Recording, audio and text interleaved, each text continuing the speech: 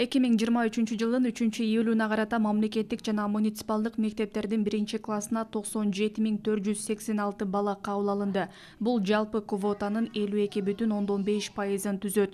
Бул тууралуу Билим берүү жана Эле министрлигинин басма сөз кызматынан билдиришти.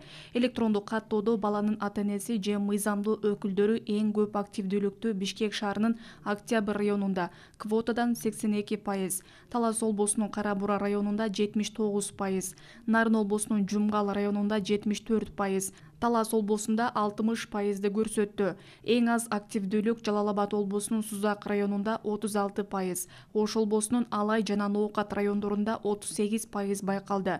1-класска электрондук кабыл алган 2084 жалпы билим берүү уюмдарынын ичинен 117 билим берүү мекемесинде орундар толду. Тагыраагы Бишкекте 96 мектептин 33-ü, Ош облусунда 514 мектептин 18-и, Баткен облусунда 224 мектептин 14-ü толду. Белгилей кетсек, 26-июндан 31-августка чейин 1-класска электрондук каттоонун экинчи этабы өтүүдө. Экинчи этапта жашаган жерине карабастан баланы каалаган мектепке каттоого болот, эгерде бош орундар бар болсо.